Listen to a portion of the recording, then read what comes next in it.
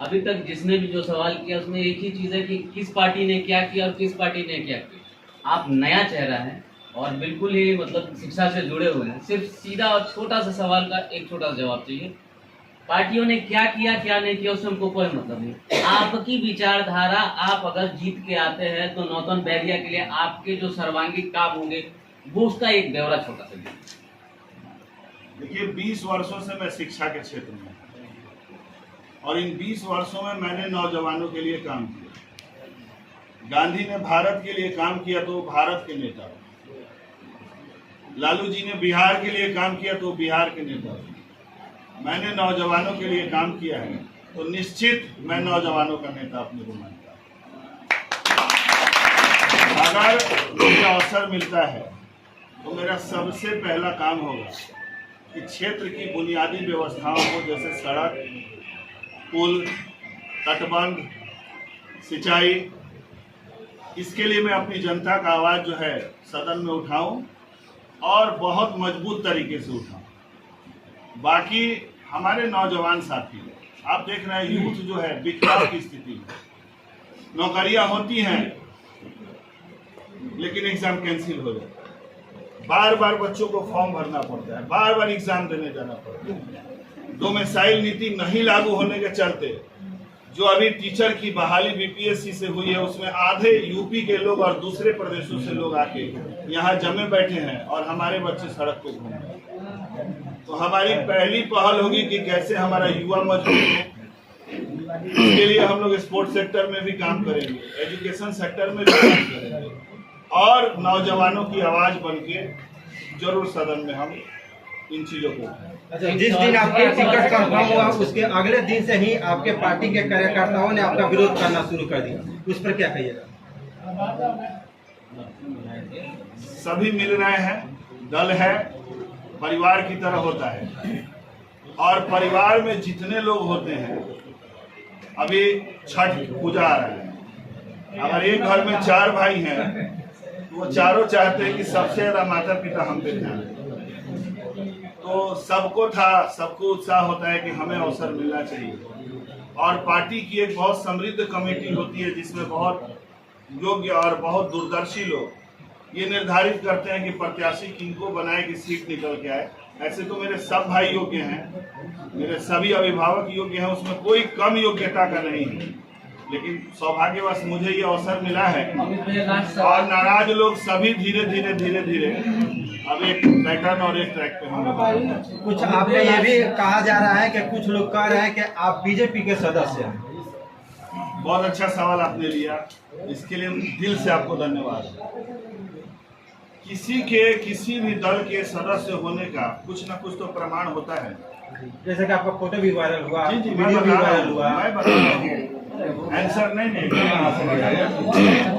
एकदम एक्चुअली में हम लोग कहीं गांव में जाते हैं तो लोग जब किसी से उसका परिचय पूछते हैं ना, शहर में बस मैन टू मैन परिचय होता है, देहात में उसका खतियान पूछा जाता है, तुम कौन हो, तुम्हारे बाप कौन थे, तुम्हारे दादा कौन थे। तो थोड़ा सा मेरे खतियान पे मैं आता हूँ कि जितने लोग यहाँ कांग्रेसी होंगे, कुछ लोगों को छोड़ के वो सब आज़ादी के बाद के कांग्रेसी हैं। मेरे दादाजी स्वतंत्रता संग्राम में गांधी जी के साथ जेल काटे हुए और वो फ्रीडम फाइटर थे, मरने के दिन तक कांग्रेसी थे। मेरे पिताजी कभी किसी पार्टी का हिस्सा नहीं रहे, वो एक सामान्य जीवन, अपने परिवार को चलाने वाले गृहस्थ का जीवन जीते रहे। मैं आज तक सिर्फ एक पार्टी में रहा हूँ। किसी जमाने में जब वो महागठबंधन में थी, उपेंद्र कुशवाहा जी के दल में मैं कुछ दिनों तक रहा हूँ और फिर पार्टी का विलय जदयू में हो गया और मैंने पार्टी छोड़ दी और आज फिर से मैं अपने घर कांग्रेस में। इसके अलावा मैं कभी भी किसी दूसरे पार्टी का मेंबर नहीं रहा। अमित भैया के लास्ट सवाल, अगर आप सातों में आते हैं तो मीडिया के लिए क्या कीजिएगा? मीडिया भी तो आपसे लगा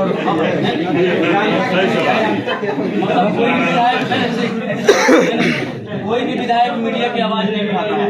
मीडिया पे आए दिन जो है मीडिया सबका देखता है, मीडिया का कोई नहीं देखता है। इसके कारण जो है मीडिया जो सच्चाई नहीं दिखा पाता है। तो इसके लिए लोकतंत्र के 4 स्तंभों में सबसे इम्पोर्टेंट स्तंभ मीडिया है। आप लोग बहुतों का इज्जत ढक देते हैं, बहुतों का कुकर्म आप लोग केवल थोड़ी सी व्यवहारिकता में आप लोग ढक देते हैं। और मीडिया कर्मियों को जितना भी लोग धन्यवाद दें, क्योंकि कमी हर आदमी में है, मुझ में भी हो, तो आप लोग जितना लोगों को कवर कर देते हैं और अर्श पे बैठे हुए, फर्श पे बैठे हुए आदमी को अर्श तक ले जाके पहुंचाने वाली मीडिया है। नरेंद्र मोदी को नरेंद्र मोदी और इस अमित गिरी को भी अमित गिरी बनाने में मीडिया की अहम भूमिका है।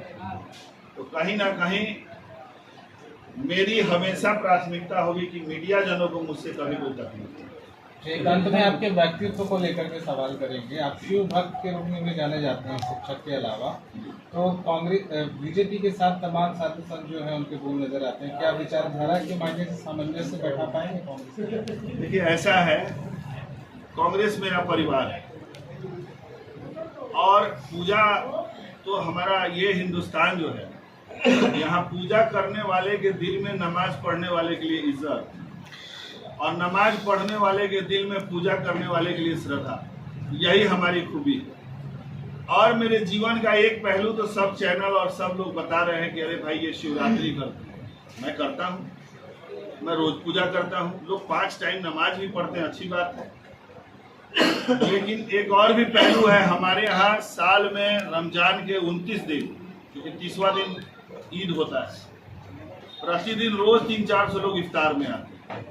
मेरे कोचिंग संस्थान में जितने लोग हैं, जितने पढ़ते हैं सब, तो मेरे जीवन का एक ये भी पहलू है। चूंकि मेरा ये मानना है कि धार्मिक काम अगर दाहिने हाथ से आप कर रहे हैं तो बाएं हाथ को पता नहीं चलता, लेकिन लोग मजबूर कर रहे हैं ये सफाई देने के लिए।